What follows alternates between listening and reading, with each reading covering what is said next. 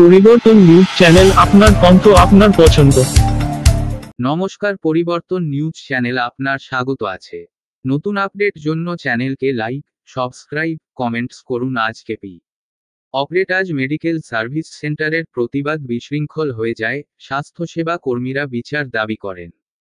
Medical service centre West Bengal state committee, service doctors forum central committee, the nurses unit, West Bengal state committee, হাসপাতাল ও জনস্বাস্থ্য রক্ষা সংগঠন ওয়েস্ট বেঙ্গল স্টেট কমিটি এবং progressive medical practitioners association of India West Bengal committee 1 মাস ধরে চলছে তদন্তের জন্য রাজ্যপালকে স্মারকলিপির মাধ্যমে দৃষ্টি আকর্ষণ করছে।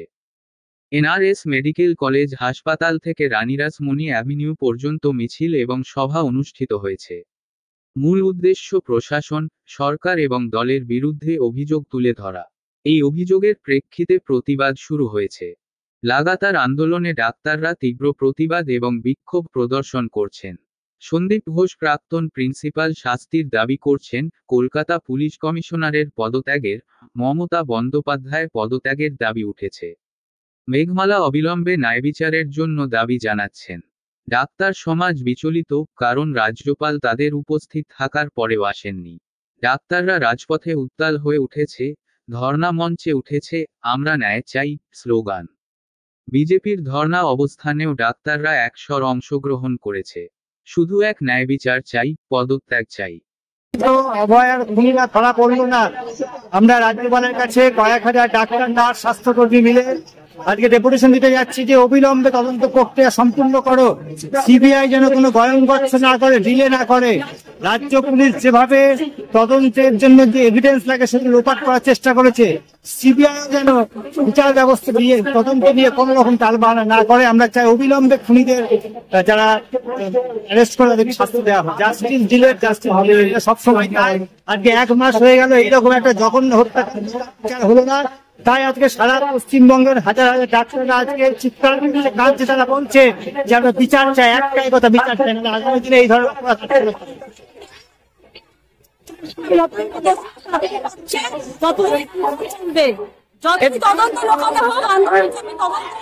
আমরা যতদিন দেরি হবে আমরা চলবে সঙ্গে যুক্ত। আমি হচ্ছে কেন এবং এই অবৈধ হয়ে যাচ্ছে। এটা শুধু একটা সার্ভিস সেন্টার প্রমাণ এবং আমরা চাই যারা করবে সরাসরি আমাদের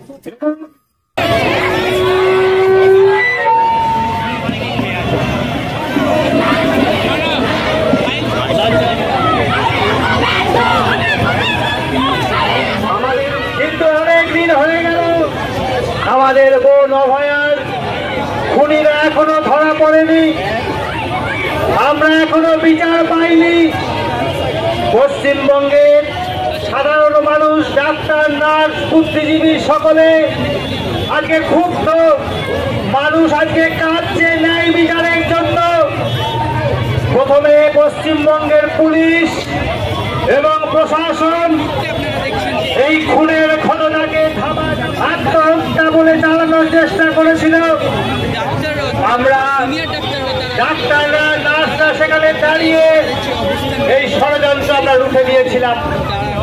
পশ্চিমবঙ্গের পুলিশ তদন্ত প্রক্রিয়াকে প্রভাবিত করার জন্য ক্রাইম সিনকে ট্যাম্পার করার চেষ্টা করেছে। শুভবুদ্ধি সম্পন্ন মানুষ রাস্তায় নেমে এনআরএস মেডিকেল কলেজ থেকে এক সুবিশাল শান্তিপূর্ণ মিছিল নিয়ে রাজ্যপালের কাছে আমরা আমাদের ক্ষোভের কথা, দুঃখের কথা আমরা বেশ কয়েকদিন আগে ঘোষণা করেছিলাম।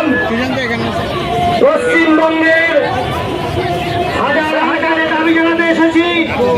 পুলিশ যে লোপাট করতে চাইছে তার তদন্ত হোক, পুলিশ কমিশনার বিনীত গোয়েলের সাসপেনশন হোক এবং সিবিআই কে বলুন অবিলম্বে তদন্ত করে রিপোর্ট জমা দিক। আগামী 9 তারিখ সুপ্রিম কোর্টের হিয়ারিং আছে, তার আগে তদন্ত প্রক্রিয়া সম্পূর্ণ হওয়া দরকার। তাই আমরা রাজ্যপালের কাছে আজকে এই রোদে গরমে কলকাতার রাস্তায় সিনিয়র প্রফেসররা, ডাক্তাররা, প্রফেসর ইউএন সরকার থেকে শুরু করে বহু বিখ্যাত ডাক্তার এবং বিভিন্ন সংগঠনের নেত্রী সার্ভিস ডক্টর ফোরামের জেনারেল সেক্রেটারি ডক্টর সজল বিশ্বাস, nurses unity general secretary Bhaswati Mukherjee সহ সমাজের বিভিন্ন স্তরের মানুষ, বিজ্ঞানী থেকে শুরু করে আমাদের এই মিছিলে পা মিলিয়েছেন।